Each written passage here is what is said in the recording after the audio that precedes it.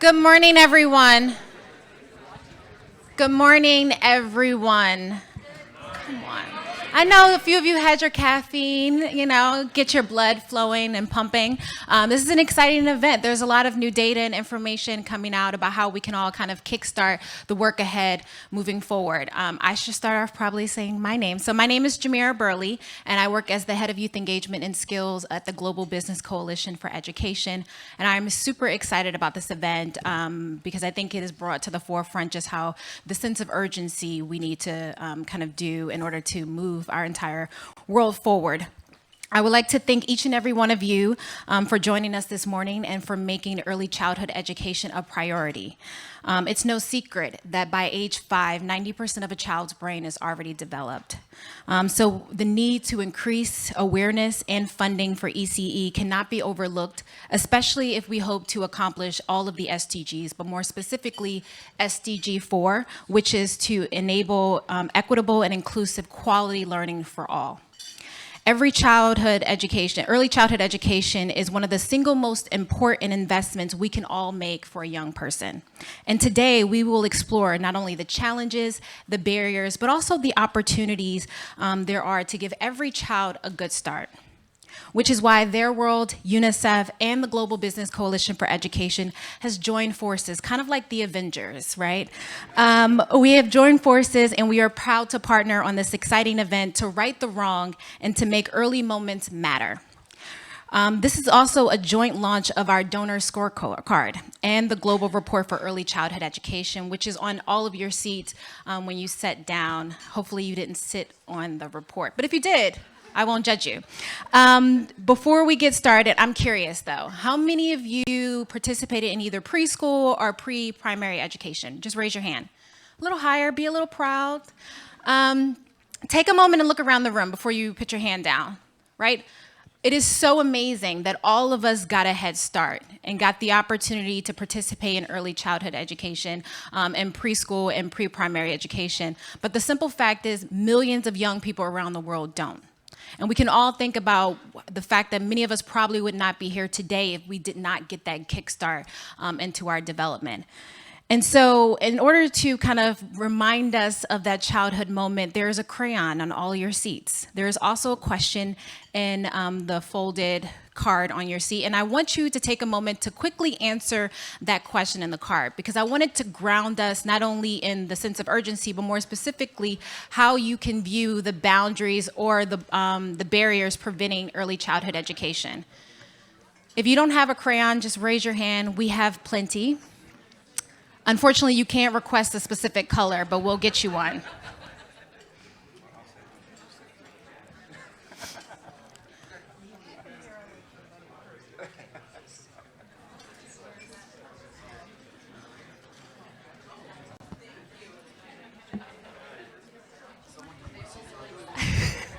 No worries. Can we get a crayon over here for the gentleman in the front?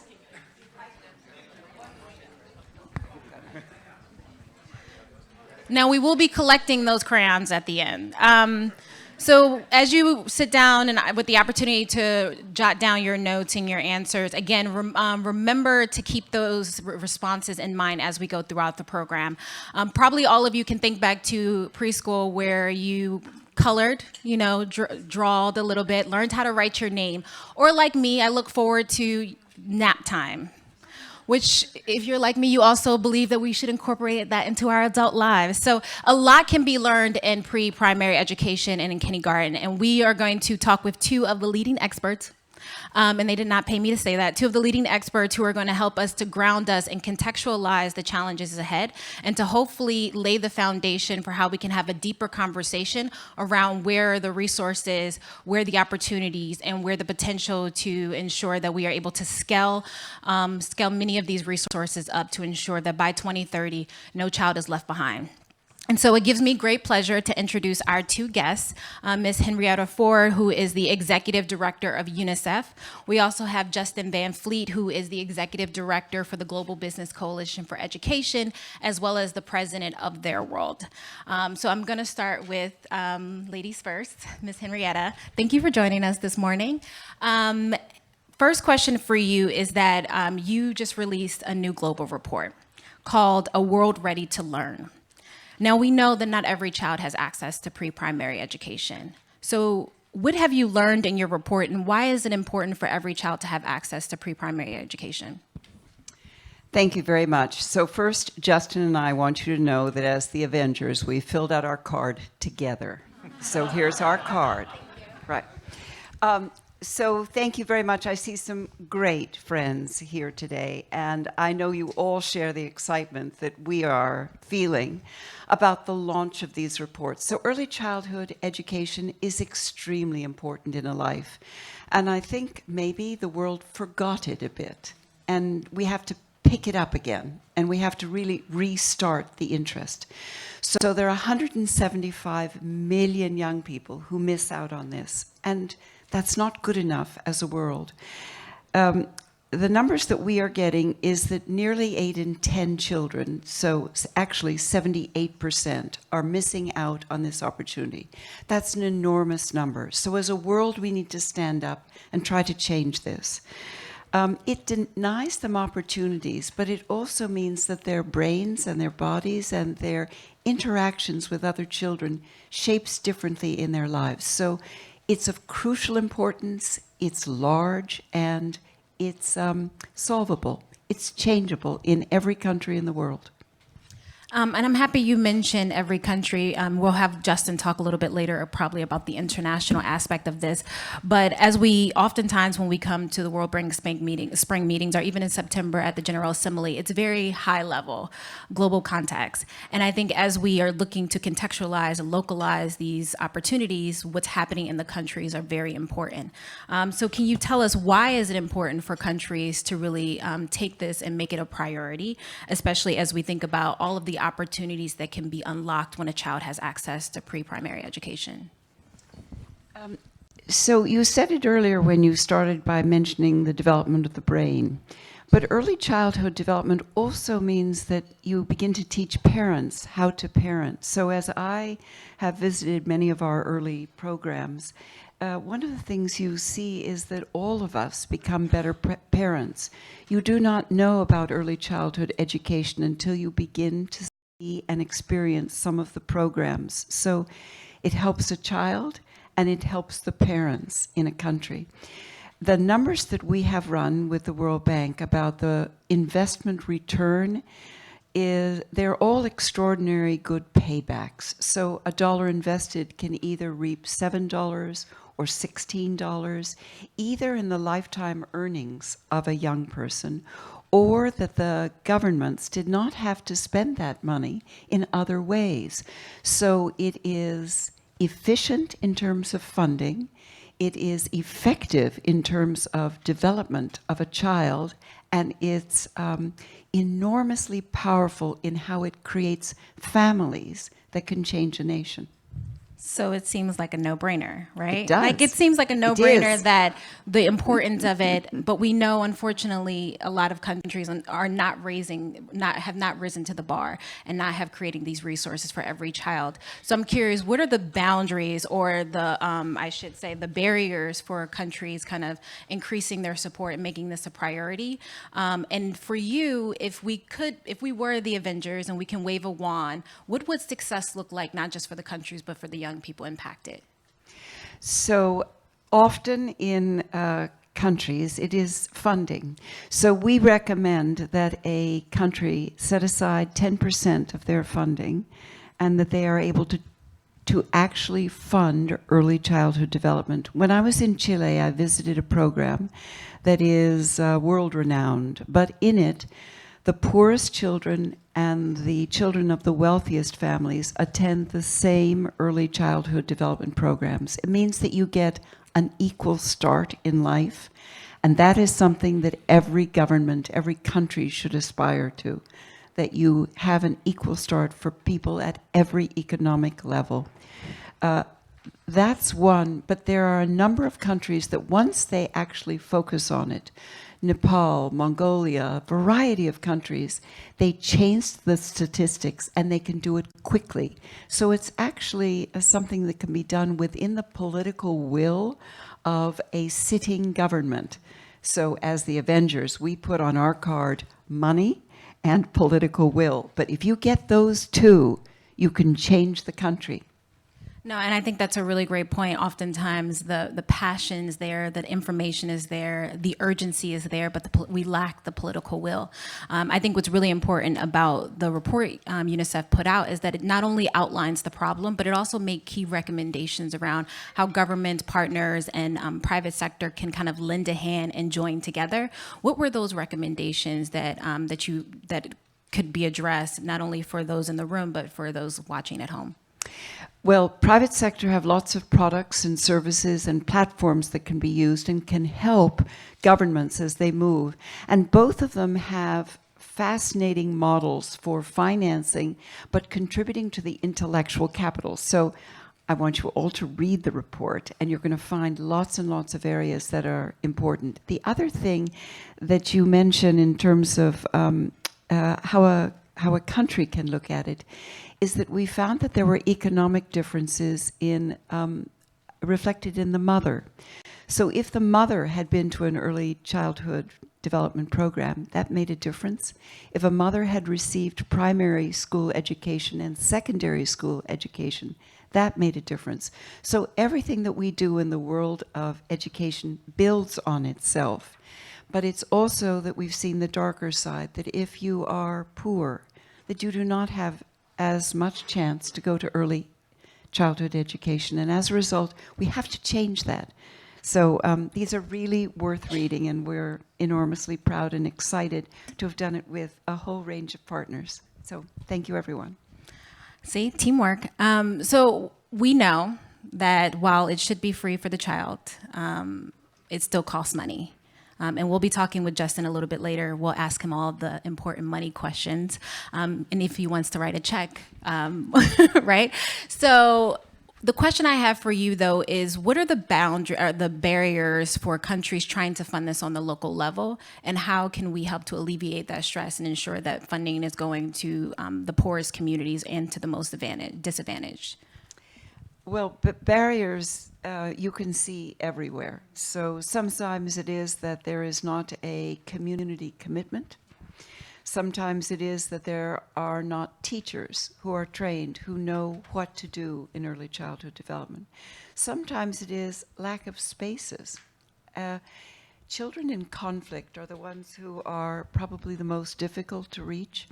But there are now some good, safe learning spaces that we have seen and helped, whether it's in Rohingya refugee areas that are in Cox's Bazar, or whether they are in areas of conflict that do not have IDP camps or refugee camps.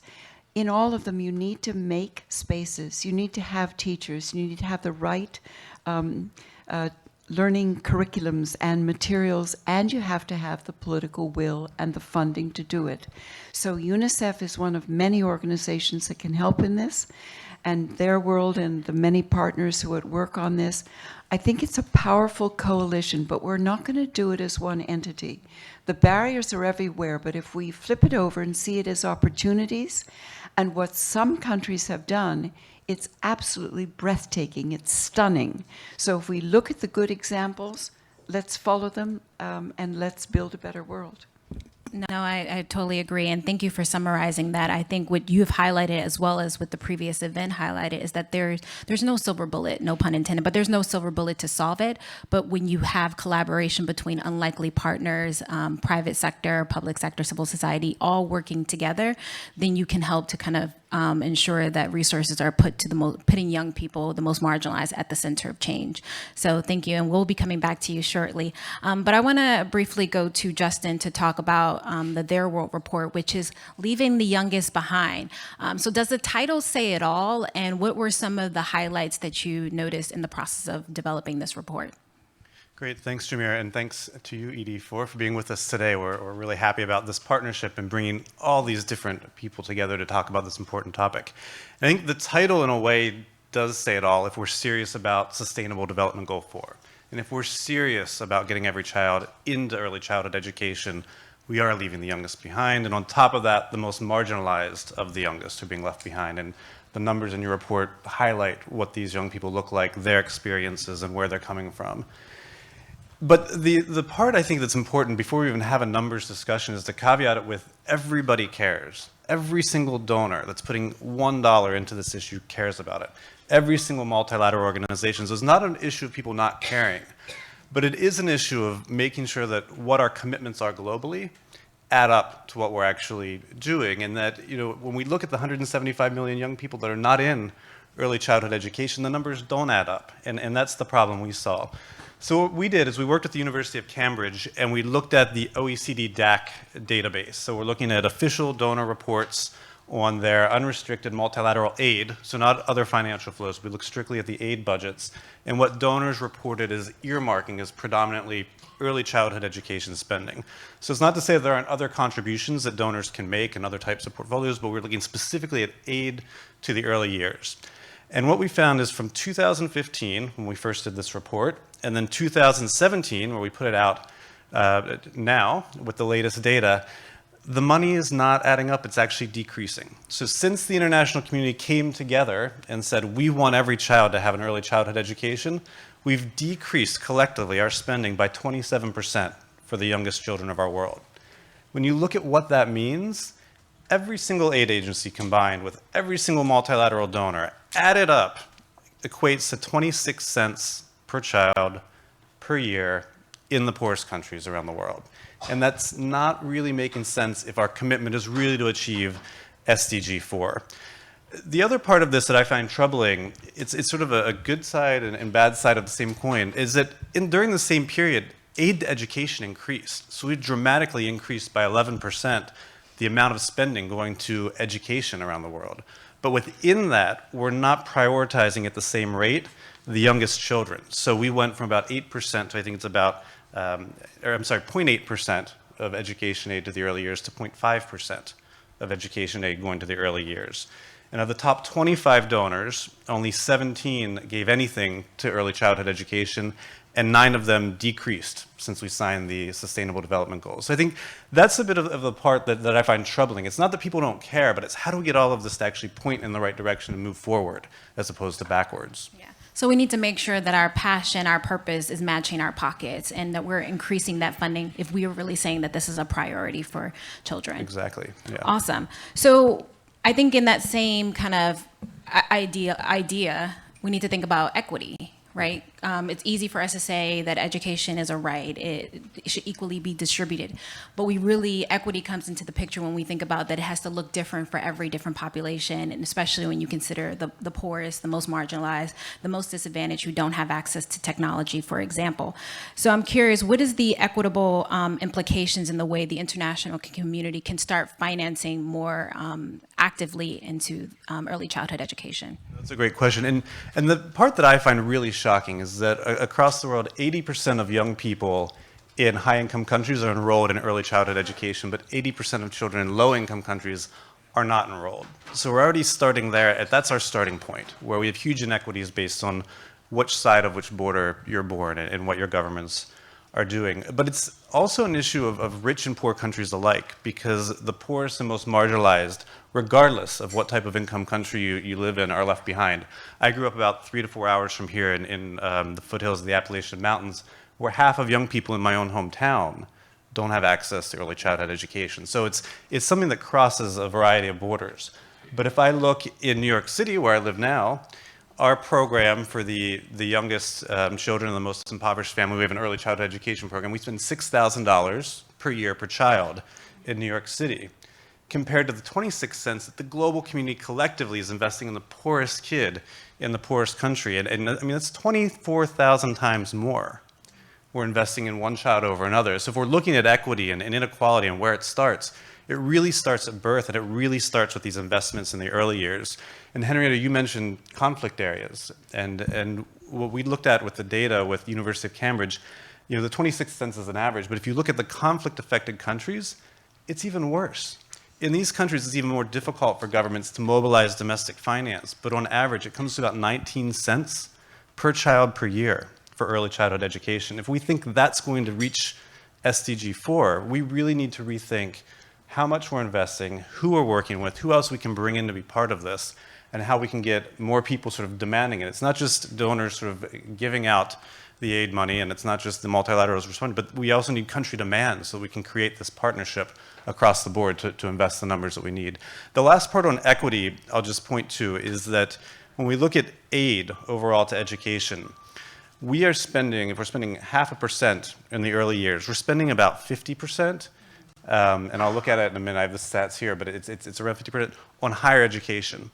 And this is the issue. Higher education is great. Scholarships are great things. But when we're spending our aid money on young people that have gone to primary, secondary school, and are now ready to go off onto higher education, and that's where the aid budgets are going, we're actually investing in sort of the higher income populations in lower income countries. And so we need to just rethink if that's correct. And again, it's not a bad thing to invest in scholarships, but can we also bring a bit more equity in investing in the youngest people so they have a chance to do that? I mean, the official stat I have here is it's 42 times more goes to higher ed than to early education. Yeah, and we talked about this yesterday, Justin, the idea that the world is faced with this largest population of young people ever, right? 1.8 billion young people. And if we wait until they get to higher ed, we're leaving millions of young people behind because they won't make it because we haven't done that investment in pre-primary education. Yeah, and that's the thing that I think is really interesting, especially for the business community, because if you look at the fourth industrial revolution and all the skills that young people need, the business community says we need people that can think creatively, work in teams, appreciate diversity.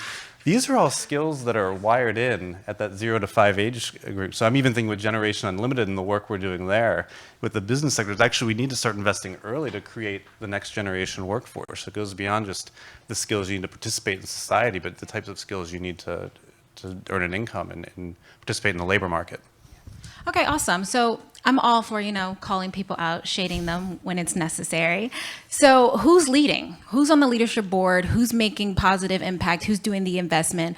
But who also is falling behind? Because I think in order for us to fix the problem, we have to be clear on where we need to add additional resources or ask people to kind of raise more money. Great. And I see Annette in the front row from the World Bank. Don't worry, it's all good.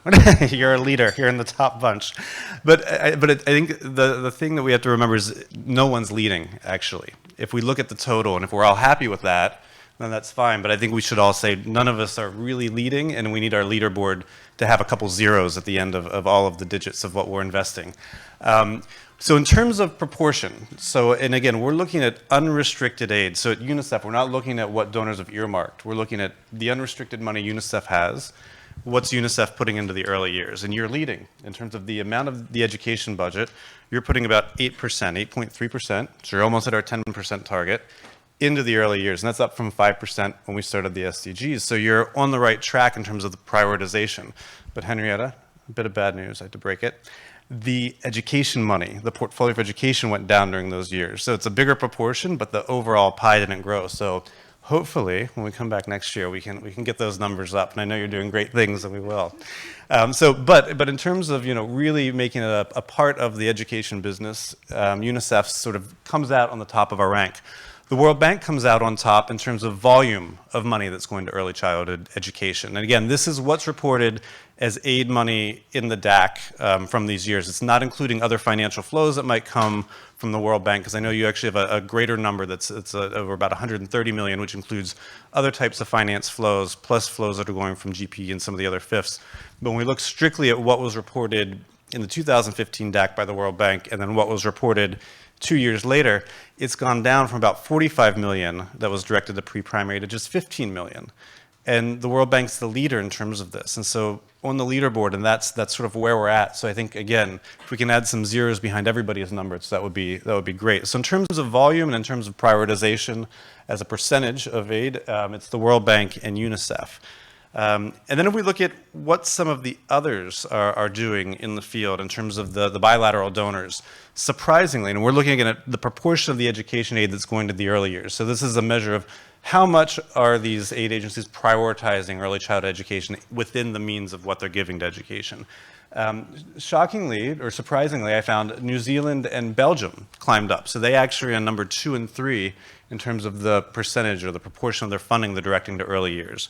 Some countries that are also notable that have increased their spending since the SDGs came in for early childhood education are Japan, the UAE and UK, and then there are a few others that are much smaller, but Switzerland, Australia, and Poland as well. They've increased, within their budgets for education.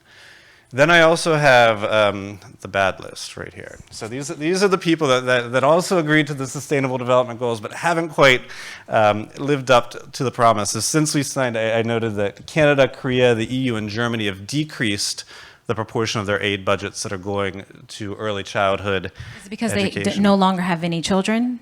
There's no young people in their country? Exactly, I guess. Yeah, I don't know. When you look at it's a bit shocking. Germany, the largest aid budget for education, which is fantastic, but it's 0.1% that's earmarked or has been recorded as going to early childhood education. France is, again, the number 3 donor to education, but it's 0.03% that's going to the early years.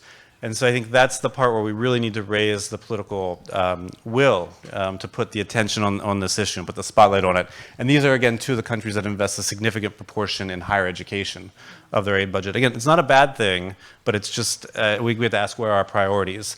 The U.S. government, and I'm not sure if anybody's here today, they have a great policy on inclusion in pre-primary education, but the problem is they're not recording what they're doing very well to the OECD DAC, so it actually shows that they've done nothing. You measure what you treasure what you measure. We need people to actually count and measure and record what they're doing so we can actually prioritize this and show that we're moving forward. So that's my list of who's up and who's down this year. Thank you. I really appreciate that.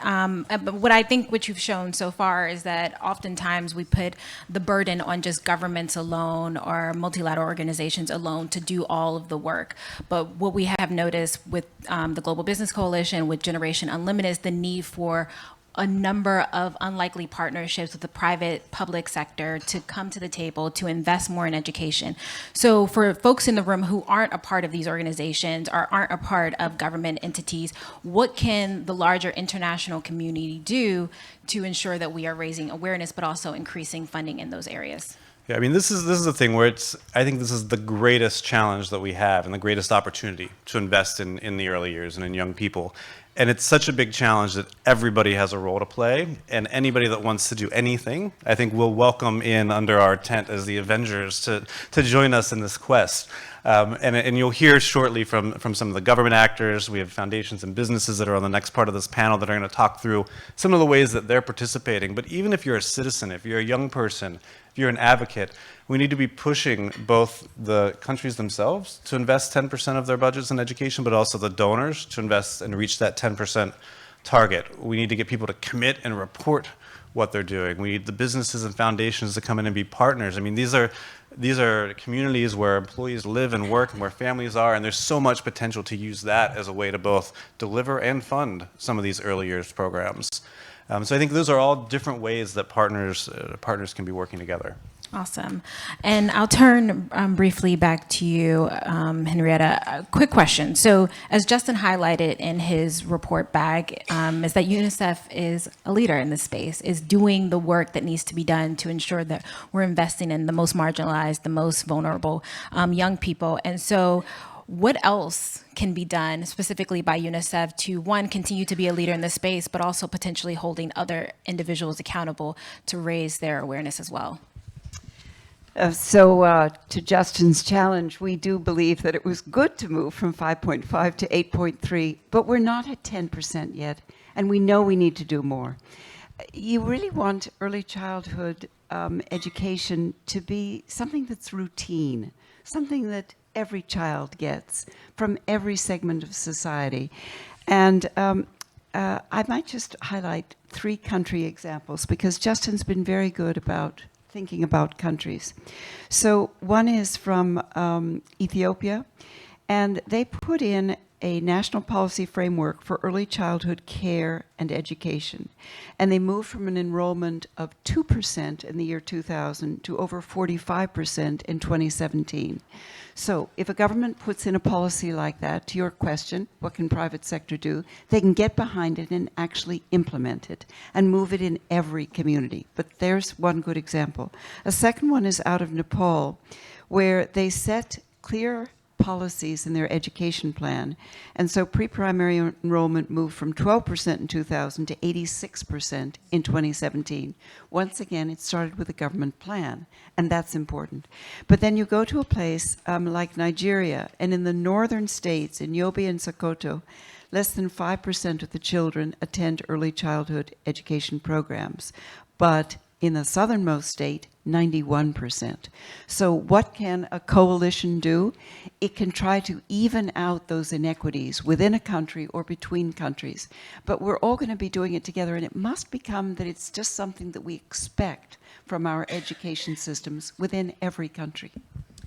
Thank you for that. So I'm going to use moderator prerogative and ask a question that is not here to both of you. So one thing that we used to do when we were in elementary school and pre-primary education is dream, right? Is to imagine a world far beyond the one in which we envisioned.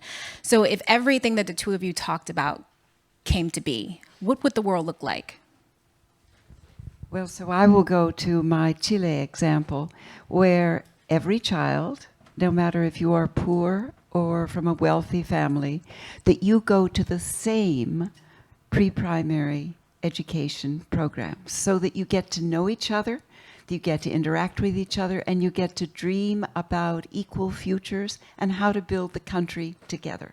Awesome. Thank you for that. Justin? I don't even know if I can follow that, but agreeing with that, and I think we'd have a healthier world, a wealthier world, a kinder world, and a world where young people are more equal and they have equal opportunity. And I think that's what this early investment can really achieve. And I was actually just thinking that when we kept talking about equity during this, and that's one of the themes I know that the G7 with the French government really want to push, and maybe we should all be thinking about, should early childhood education be on that agenda with the G7? Because if we want to create a more equitable world, I think what we've learned this morning is that there's no other way, no better way to do it than through early education. Wow. And the G20 has been helpful in leading on this. So it is something that if we're going to make it a routine, that it happens in every country for every child, we just need to keep it on G7, G20, and then keep going year after year, staying with it. So eventually we don't have to mention it again because every child is in pre-primary education. Awesome. I would like to thank the two of you for participating in this discussion. Can we give these two a round of applause?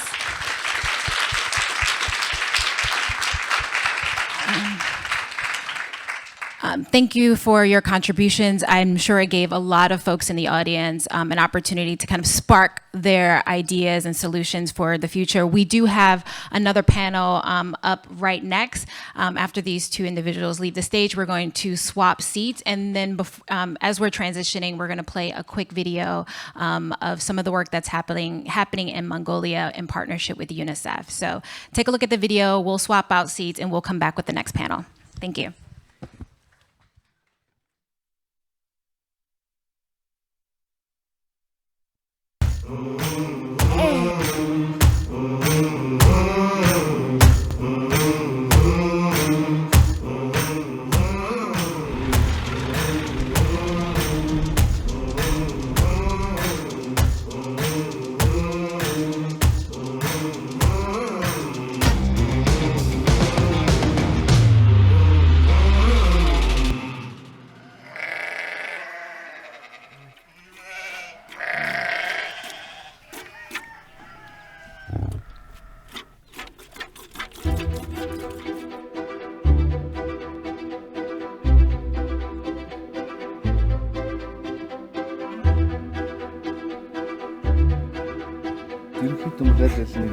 гэр цэцэрлэгээр л явж ирсэн шүү дээ. Дандаа ерөөсөө Гуруулаа.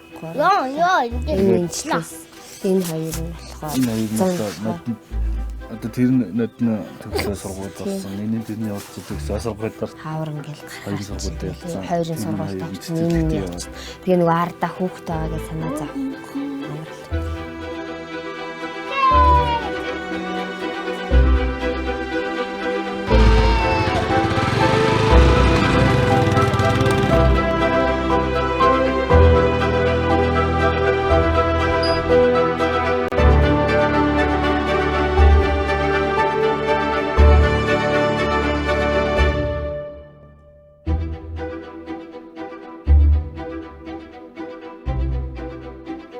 бол хүүхэд бол ерөөсөн хүүхдэл юм чи бүх хүч чадал нь энэ хүүхдэд л байгаа. Тэр хүүхдээ тэр хүч чадлыг л гаргахын тулд бид ажиллаж байна да.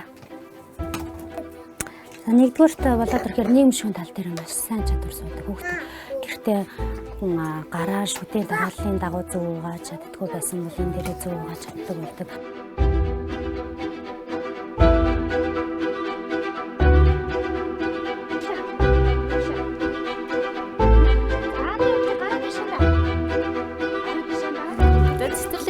Чинь ямар байна вэ хүүхдүүд ээ?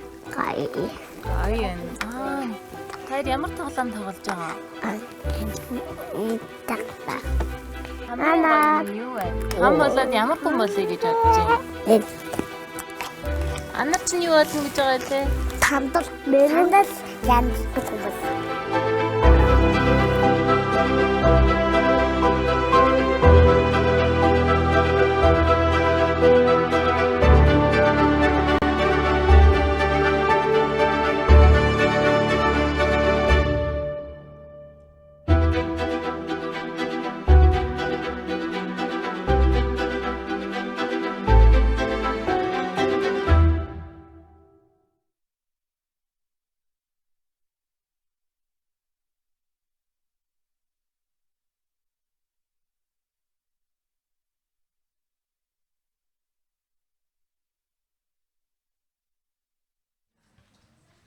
Hello. Oh, awesome.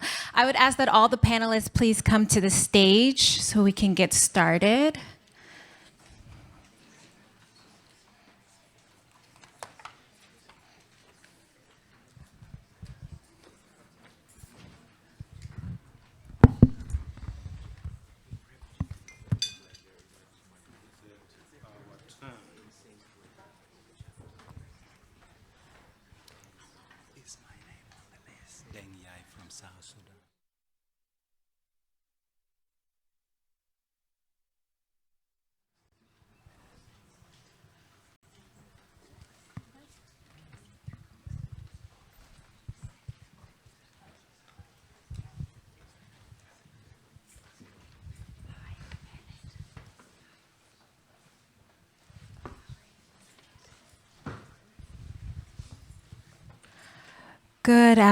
No, it's not good afternoon yet. See, my mind, man, my mind.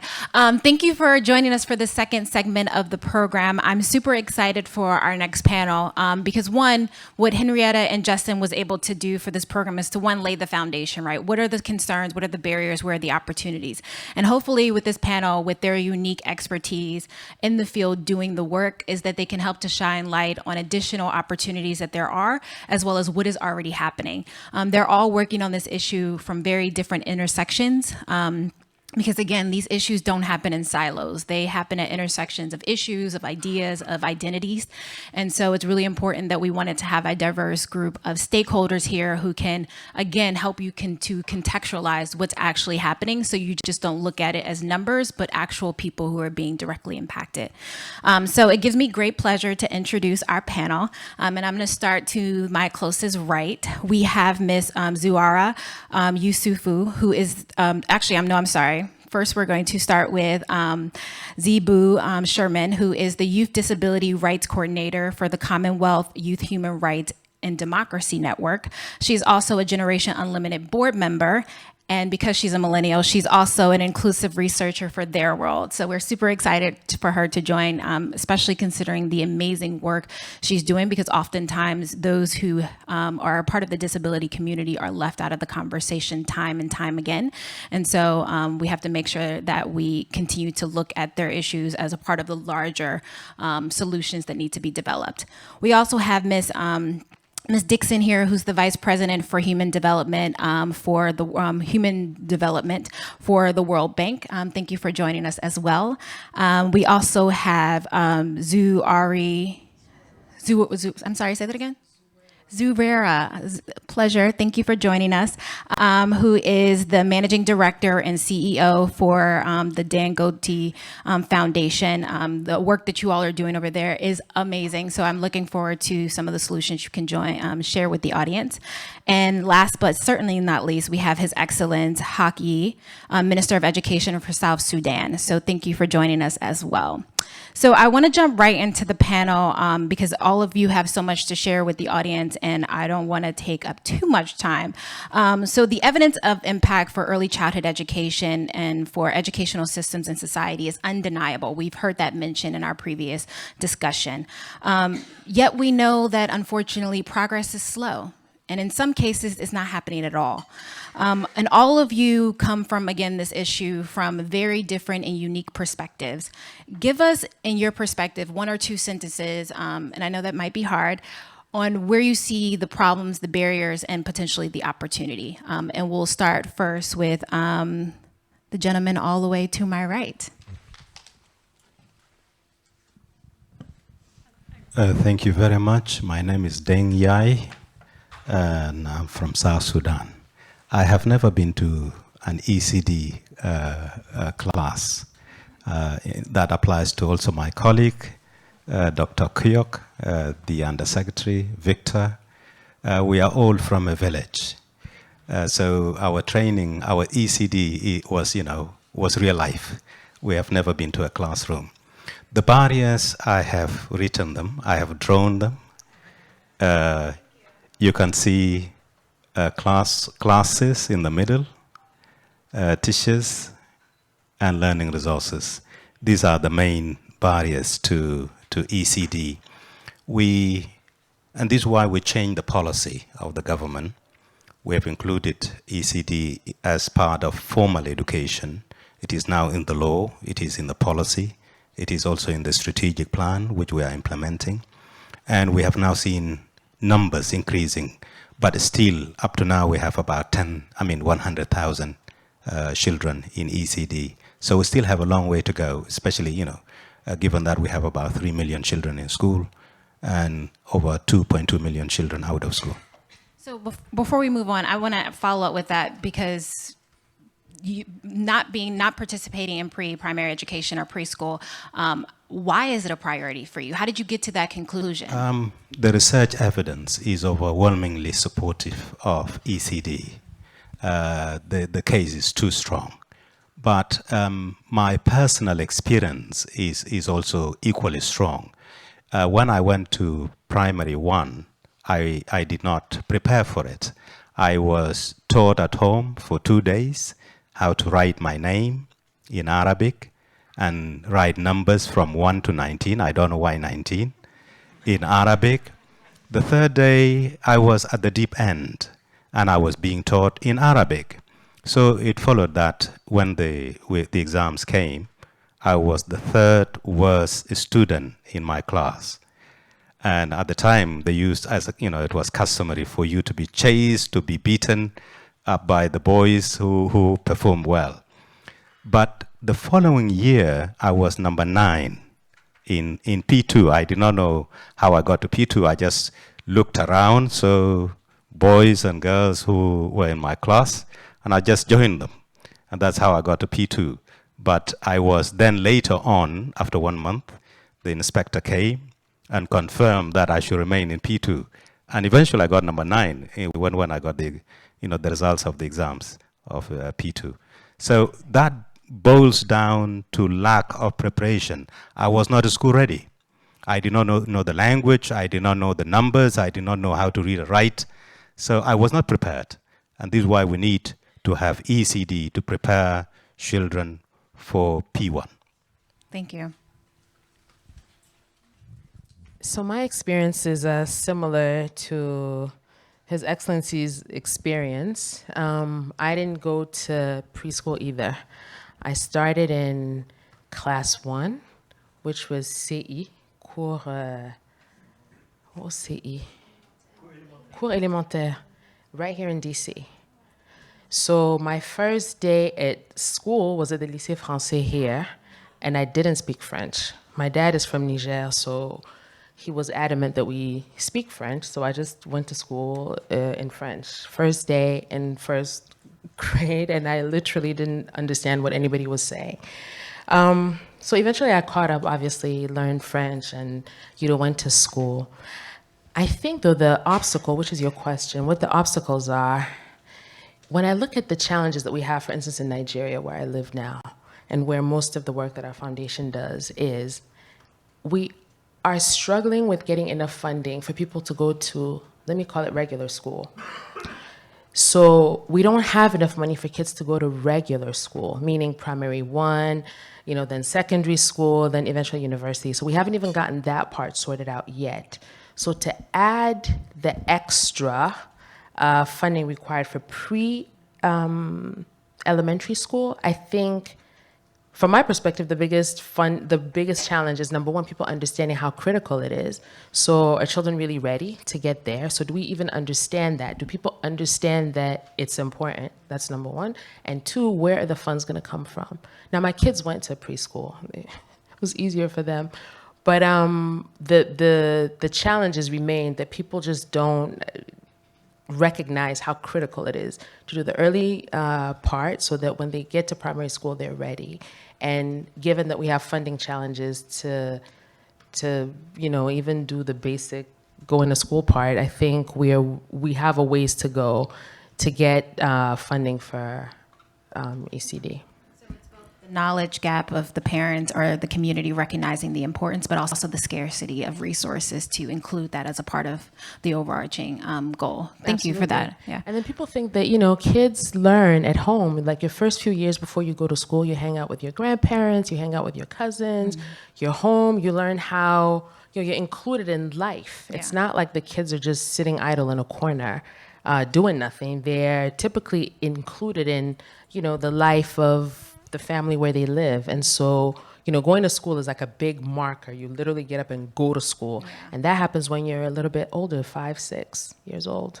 Awesome. Yeah, and I think also one of the things I struggle with is that you learn so much as a young person in your household, but by the time you get to school, you don't understand the correlation between what you learned in the house to what you're actually being taught in the classroom. So there's no correlation between that, and I think that's where the question of quality and cultural competence comes in. So we'll be coming back to you shortly. Ms. Dixon? Hi, thanks very much. It's great to be here. I think there's 3 things that actually are holding it back. Firstly is a shortage of demand. Second is shortage of financing. And the third is a shortage of implementation capacity. On the demand side, I actually think it starts with families and parents understanding that this is really, really important. And actually a lot of early childhood education actually happens at home. I am from New Zealand. I'm not surprised that New Zealand is financing pre-primary education because it's very much a strong tradition in my country. But even in New Zealand at the moment, there's a big campaign called Talking Matters, which is actually trying to teach parents the importance of expanding their children's vocabulary. The number of words a kid has when they get to school really is an important predictor for how quickly they will learn to read. So there's television commercials teaching parents to tell their kids stories, talk to them, ask them questions, ask them to solve problems, just very, and that's something that actually many countries in the world can do with a very small amount of resource. Lots of countries, people listen to the radio. This is what, the stuff that can be done to help parents actually start this process. But the demand gap amongst policymakers is also really critical.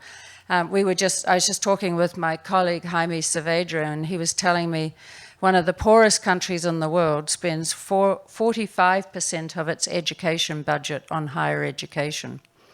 And changing this mindset and helping policymakers to actually understand that this investment will bring the highest returns they could possibly make. That's why we've launched the Human Capital Project and why we're really trying to raise the awareness of policymakers that the choices that they are making, where to invest, the investments in human capital are way, way, way more important in terms of the long-term development of their country than any other investment that they can make. We are, from the World Bank side, we are actually ramping up. We've doubled our financing to early childhood education in the last 5 years, but it's from a very low base. It is bigger than the reported numbers in the OECD DAC because the OECD DAC doesn't include concessional credits and non-concessional financing. Our commitments overall are about $1 billion. But that's like a drop in the ocean compared to the needs because that covers the very poor low-income countries and the lower middle-income countries where there's huge deficits in education as well. And then so the financing gap is very real, but it starts with the country's own resources, the choices that countries make. A lot of countries need to mobilize more money to spend more money on the right priorities. And it's, a lot of it is that countries are just not committing enough to investing in their people. And then when they are, they're putting it in places and it's not getting results. So that's where the implementation gap comes out. There has to be a huge push on measurement of the impact of this. We have no universal coverage across countries of any measures on early childhood development outcomes. The human capital index that we have counts, obviously, infant mortality as a proxy for all the things that happen before kids get to school, because that's the only measure we have. So I think this understanding what the implementation gaps are starts with actually measuring it, because we all know we start paying attention when we measure things. And I think one thing that we talked about yesterday is this idea that as we were setting up for this event, actually, can I use the mic? Sure, sorry. No, you're fine. As we were setting up for this event is this idea that the political will has to be there, but oftentimes policymakers will say that it's hard to measure the outcomes of education in their administration, right? It's a long-term game. But really, the question should be, should we reevaluate how we're measuring? Should we change the measuring system to enable us to actually measure real time the investments that we know are going to make, or should we also look at policymakers seeing this as a long-term game regardless of whether or not they're in office? So I'll come back to you in regards to partnerships and pressure that we're putting on government, but I want to give Vibhu the opportunity to talk about the barriers that she particularly sees in the work that she's doing. Thank you, Tamara. So I guess you already mentioned a lot about my work. I'm happy I have just joined Theirworld 21 days exactly into the organization, and I'll be conducting a research on inclusive education practices in the most developed regions of the world, and what we are intending to look at some of the assistive technologies that are used for children with disabilities in the developed countries, and see how we can scale them up to take them to children with disabilities in the developing countries.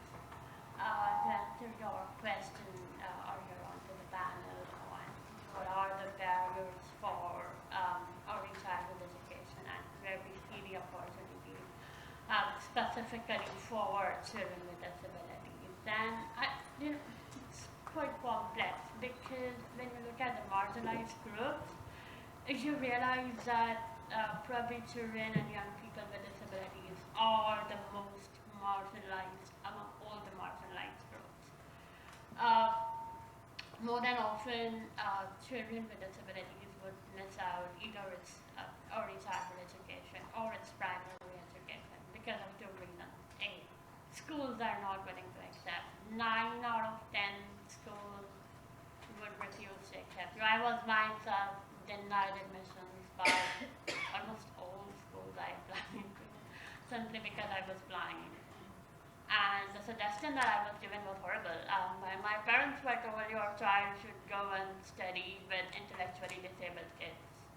And I'm not intellectually disabled, please. So, yeah, and secondly, even if they are admitted to a school, it's hard. It's hard because of infrastructural, physical barriers. For children with disabilities, especially those who have sensory disabilities, deafness, blindness, there is just no adequate reading material for them. There are infrastructural barriers. The curriculum is inadaptable. And, the discussions around why children with disabilities should be included in the mainstream education system have been within the purview of the legal system for so long, right from 1994 Salamanca statement, wherein wherein the statement said that schools should be prepared to accept everybody regardless of their individual differences. To United Nations Article 24, United Nations Convention on the Rights of Persons with Disabilities, Article 24, which says that children with disabilities have a right to go to their neighborhood school to Sustainable Development Goal 4, which says that children and young people with disabilities have an equal right to inclusive education. These policies are there, but they are not enough, and they are not enough because the policies are obviously encouraging institutions, schools, to educate children, but then the barriers which are there are not being removed. So I think when we talk about funding, when we allocate financial resources, we also need to be allocating resources to basically overcome some of the barriers that these children face in accessing education. Thank you for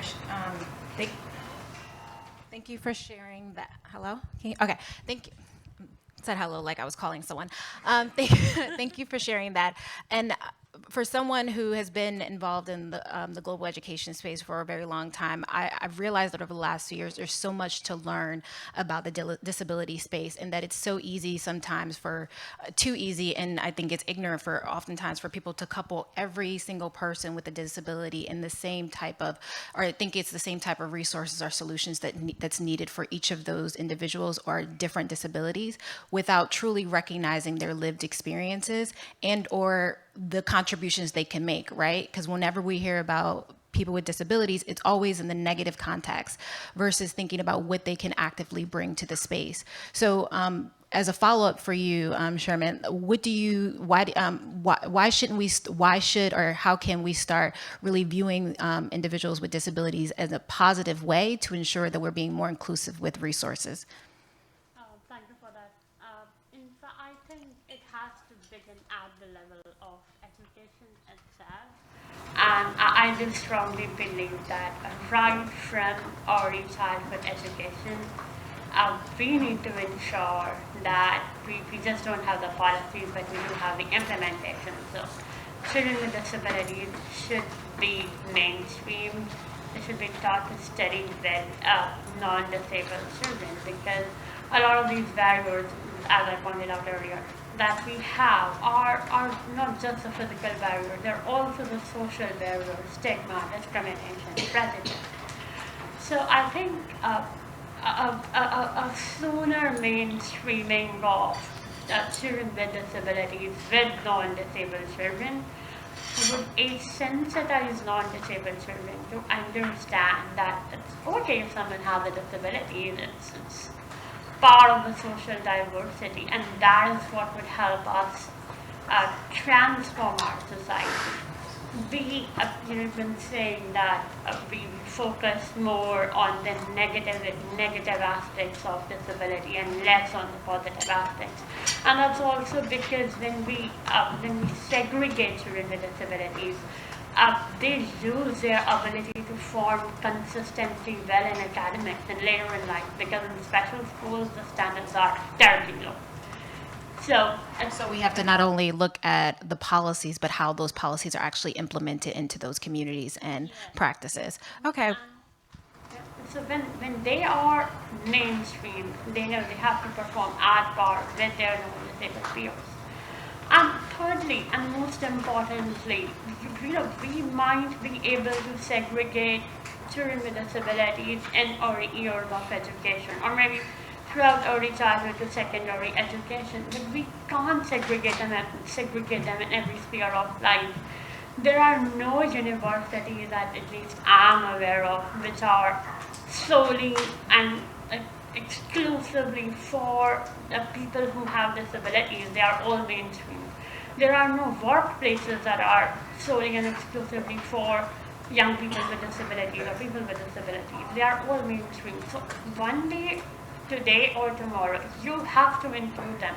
Why not do it from the beginning? Because if you do it from the beginning, children with disabilities would have an opportunity, and the non-disabled would also have an opportunity to understand this, to understand disability.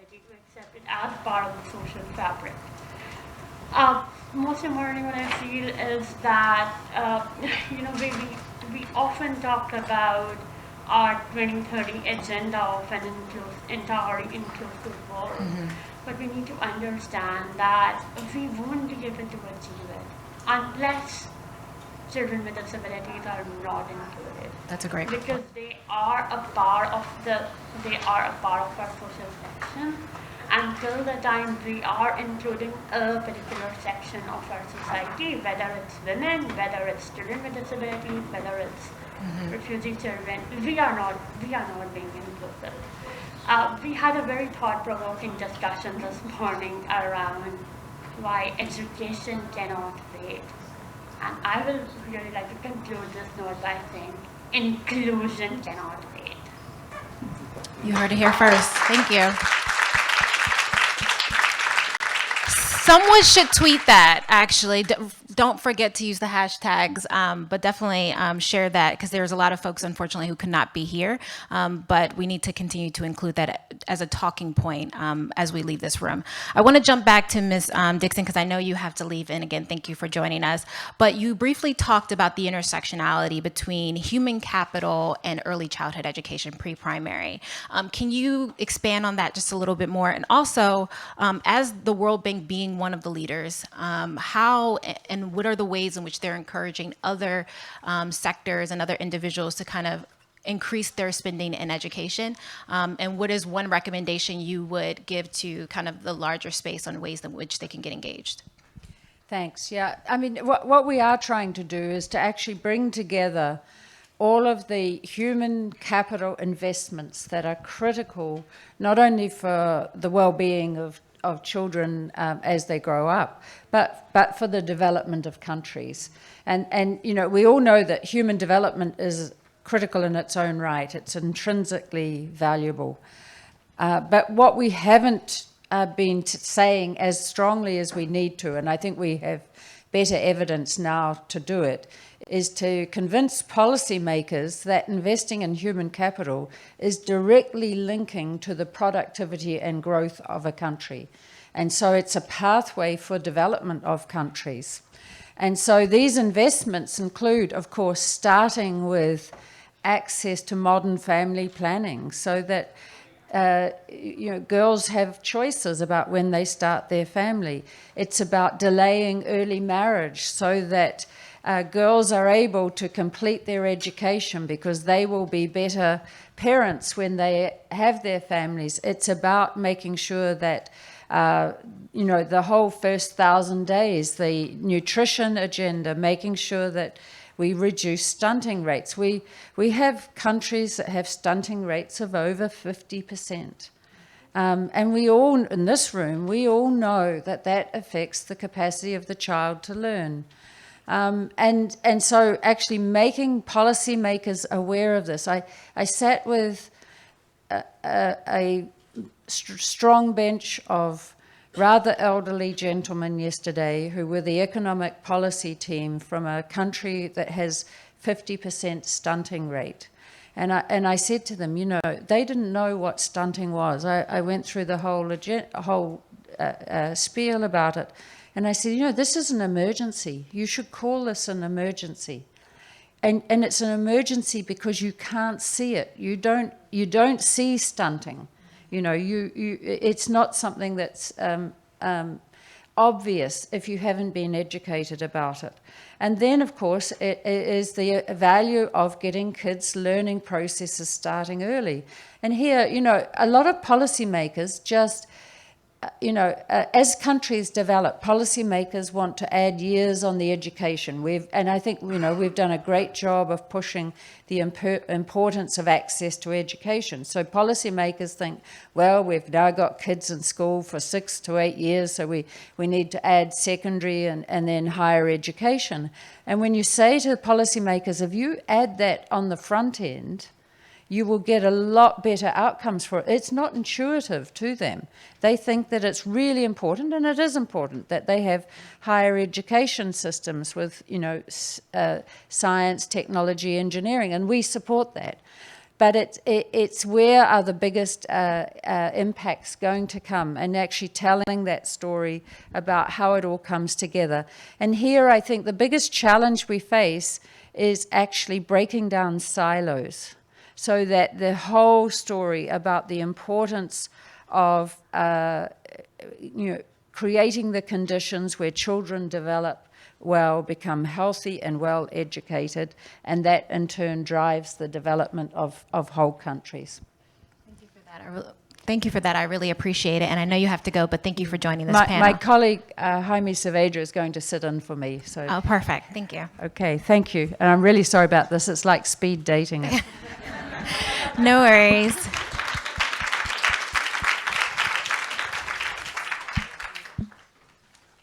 I'll pass this to you.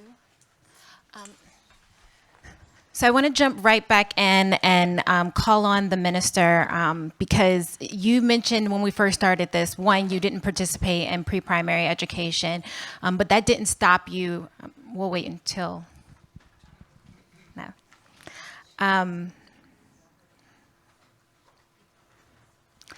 That didn't stop you from making it a priority for your country, right? We talk about these issues from very global perspectives, but what's happening in countries is extremely important. And the fact that you made it possible for the political will to be there to say that this is a priority for your country. But we also know that only 10% of eligible young people are participating in pre-primary education in Sudan. So what do you see as the foreseeable challenges, or how are you trying to alleviate those challenges and to ensure that you can increase those numbers so that way is not only a priority, but is also a reality for Sudan? We are trying to do what is the best for the children of South Sudan, and this is why we have changed the policy, the law, and the financing will also follow. Making it part of formal education will ensure the government funds it. It will also be compulsory for all children of the who are 3 to 5 years old. Just like primary education, we will also ensure that teachers are deployed to ECD classes. We decided not to have ECD schools as such, but to add ECD to primary schools, so they have 2 additional classrooms added to every primary school. In some cases, they learn under trees. 1/3 of our schools are actually under tree schools. So we are addressing the issue of funding. The government is allocating about 10%. Last year it was, this financial year it was 8.9% of the annual budget.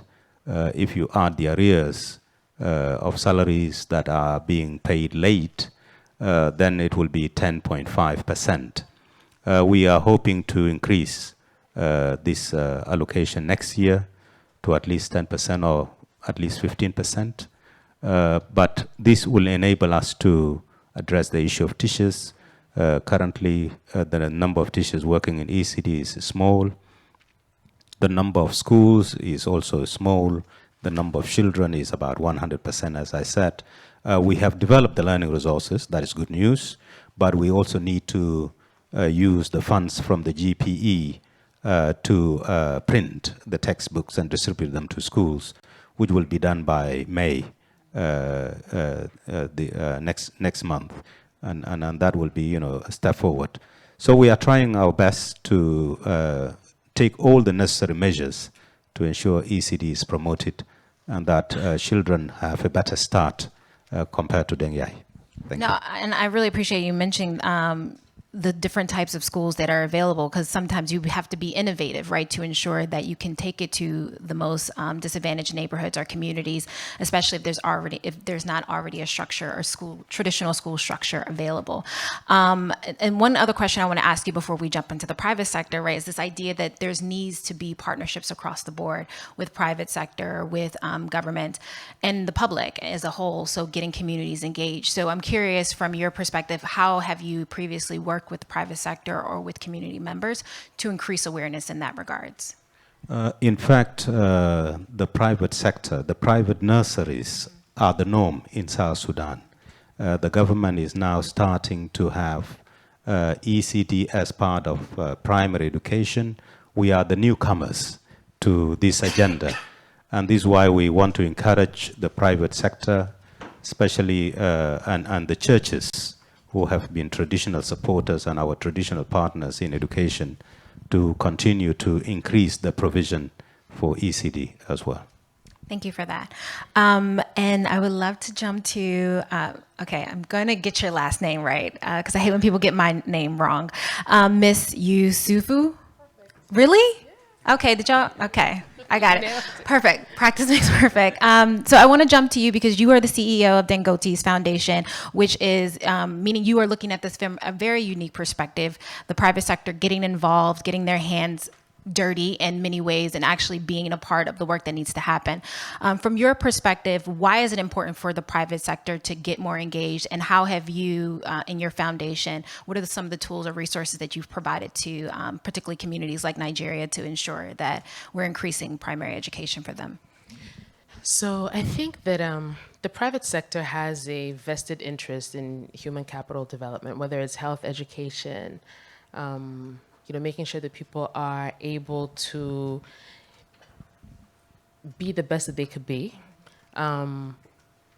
needing them because we need them as employees. I mean, at the end of the day, we need them as employees and as consumers and customers of what we're doing. So the private sector's interest is entrenched in this particular space. Traditionally, the government has been in charge of, health and education, but increasingly, the private sector is recognizing its role, and this is where we come in. So as a company, because the foundation that I run, Aliko Dangote Foundation, is a foundation of someone who also has a huge business conglomerate.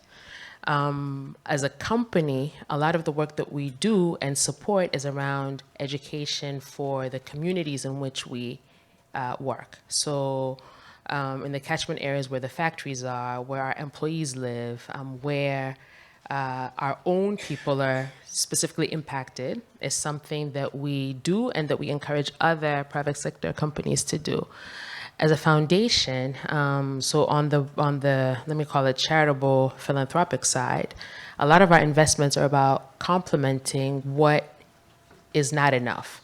So raising awareness on some of these issues, investing directly ourselves into primary education for our employees and for the communities in which our businesses operate. I think that's the role that a private organization can play. The reality in our context is that the levels of government spending are not enough to get to what we need. I'm looking at a 10% number here for early childhood education, and it made me smile a little bit because our governments are under pressure for everything. X% has to go to agriculture, X% has to go to infrastructure, X% has to go to education. Now we're adding an extra 10% for early childhood development. I'm not really sure where that comes out of a government's budget. So the reality is they need all of us to work together. The private, the public, philanthropic organizations, civil society organizations, all of us being involved in what is ultimately making sure that our citizens, like the people in our country, have a chance to grow and develop and contribute to the development of our country. Because these children that end up being stunted, their potential is wasted, and we won't be able to get the most out of them as a country. So the private sector's interest is in making sure that people are alive and busy and thriving and working and consuming, and this is how the private sector also gets to thrive.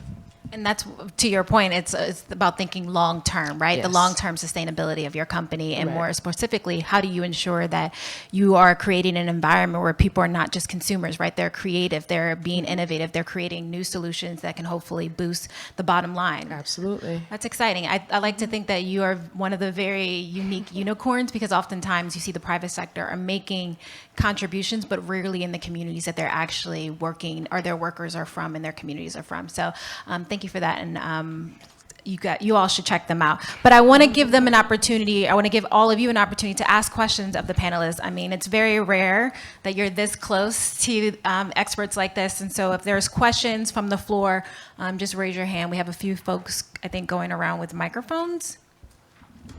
Any questions? And let's remember, questions end with a question mark. Right? Okay. We have a question from the floor. Do we have a microphone? Can you stand up? Remember to say your name and where you're from. And that's one of our GYAs. We did not pay her to say whatever she's going to say. Oh, no, they didn't. Well, good afternoon, everyone. And thank you to your insightful speeches and presentation. I was just curious, as a youth, how are you harnessing that potential in your home countries, and how can you share points and techniques that you're using to kind of tap into that energy? Because we are willing and we are listening and we want to help.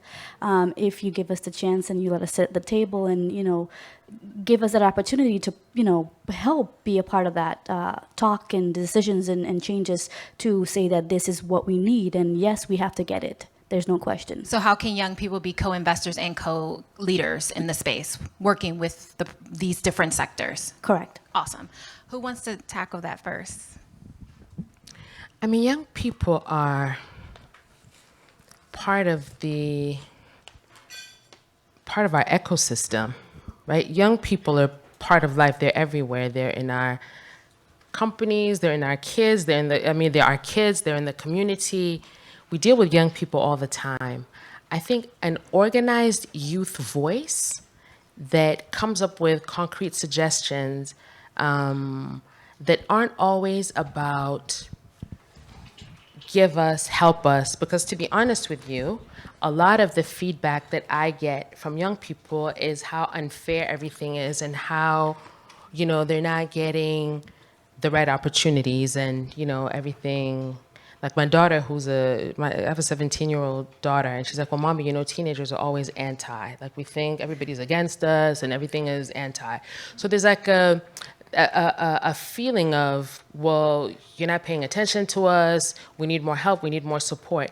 I think flipping it around and saying, look, this is what we think you should do as a company, as a foundation, as a advocate for, you know, early childhood education. This is the voice of the youth. I think that would be something that the private sector would really listen to, because you're the grown-ups of tomorrow, right? So whatever we're deciding today will be affecting you more than it will be affecting me, because by the time the people who are teenagers and 20-year-olds today are 50, 60, 70 years old, like our generation will be gone. So what we're preparing is that world for you tomorrow.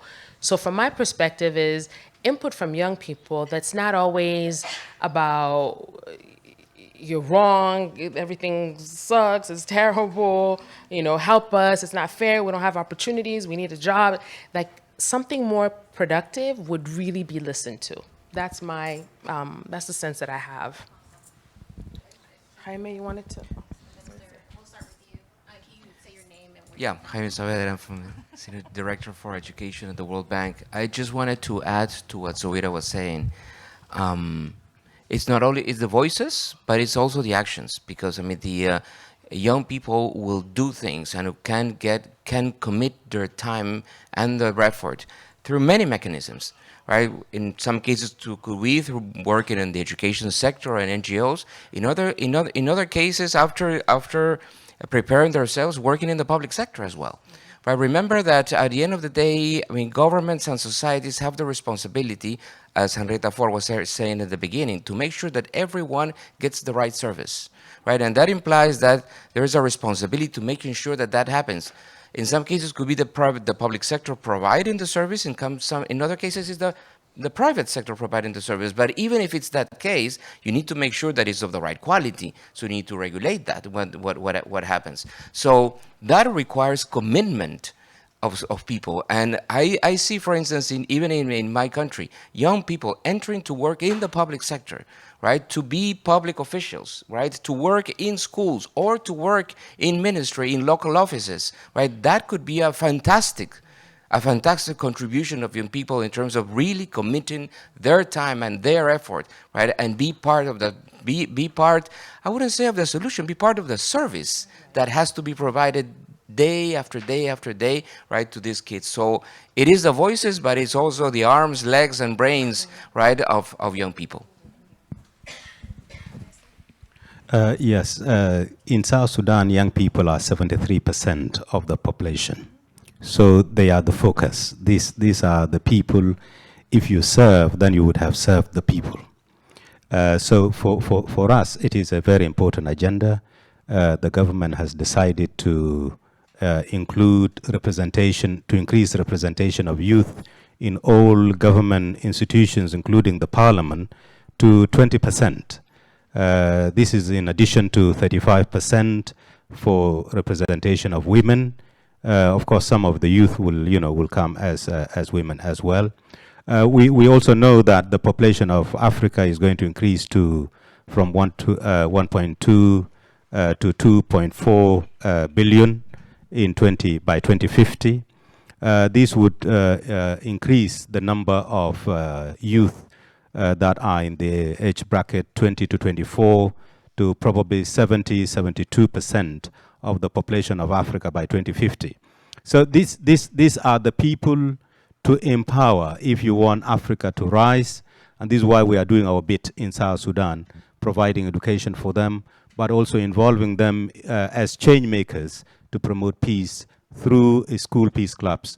And this is a very interesting area. Awesome. We are working with youth. Thank you for sharing. Thank you for sharing that. And I think all of the panelists will agree with me in saying that there's no age requirement to change the world. We've seen examples all around the world of young people being empowered to use their voice, to take action, and to be a part of the ecosystem. So I would say that there's no limited places and spaces that young people can show up. I saw some hands raised. We are going to allow some time at the end for quick comments, but we do want to move on to our next speaker from the floor before we open it up for speakers from the audience. But I do want to give the opportunity to thank our amazing panel for sharing their thoughts, their ideas, and their concerns for how we can move forward. So please give them a round of applause. Y'all can't leave yet. Y'all can't leave me up here. It would just be too awkward. So we're all going to stay just for a little bit longer. I do want to introduce Elizabeth Lulu, she's from ECD Action Network, and she is going to share with us some of the work that they're doing. Thank you for joining. And actually, the name is Lule. Yes. But thank you, and I'm honored to be asked to make a few comments. And congratulations to the authors of these amazing reports. They were sobering.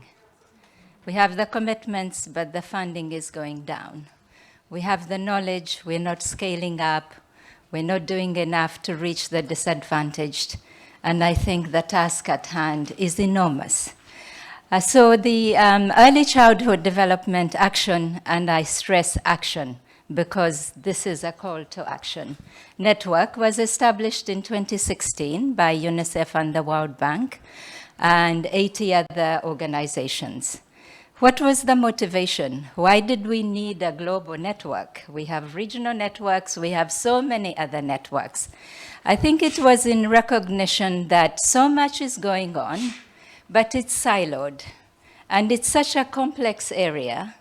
And if we're truly going to scale up and have a global movement that shifts the needle, we needed to work together. We needed to connect, we needed to have collective action, and we needed to address the missed opportunities and smash the silos that exist currently. So ECDAN was born. And I joined about 9 months ago, and it's been such an honor to work with so many committed and passionate networks that work on this area.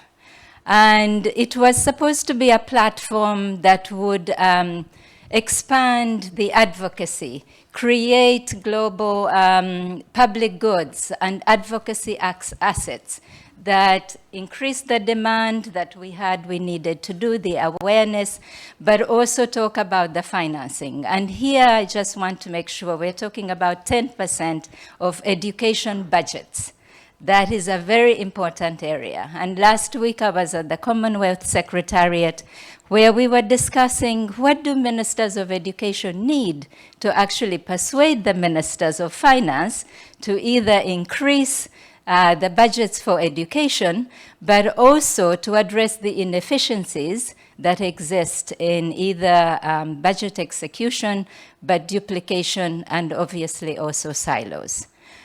ECDAN is also a platform for knowledge sharing and coordination and learning.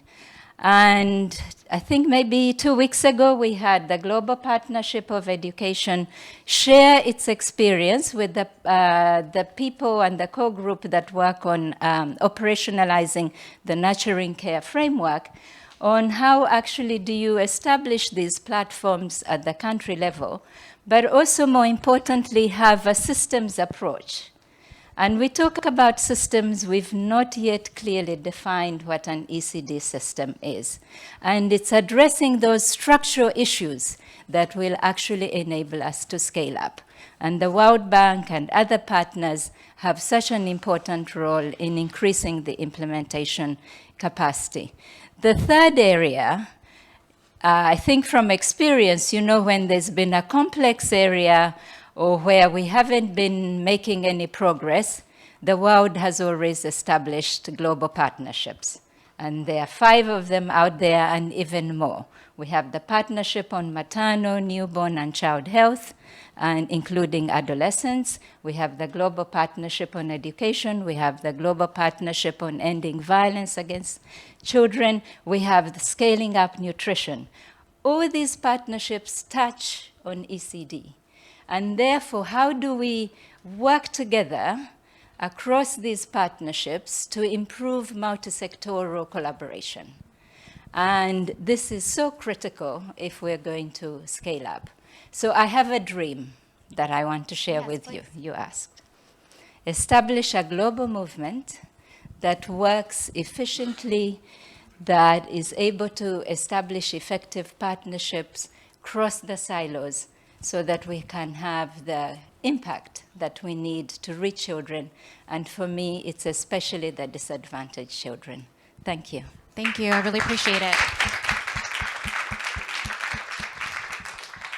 In my work, in my last job working for city government, one thing we learned is that we know more about a child after they died than during their lifetime. So to your point, the need to share information across sectors, across issues, will help us to be able to provide better services that are impacting those who are the most marginalized. So I really appreciate those comments. Unfortunately, I was told to cut because we're far behind schedule, and I'm so sorry that I was not able to get to everyone who had comments, questions, or concerns, but this is not the end, right? We want to continue this conversation. Please continue to use the hashtag Right the Wrong and hashtag Early Moments Matter. If there's one thing you learn from this, know the fact that we know the solutions, we know the barriers, we know the opportunities. The question is, do our governments, do our organizations, do our foundations have the political will to actually make this come to fruition so no child is left behind or forgotten? So thank you for joining us, and thanks again to everyone who spoke on this stage.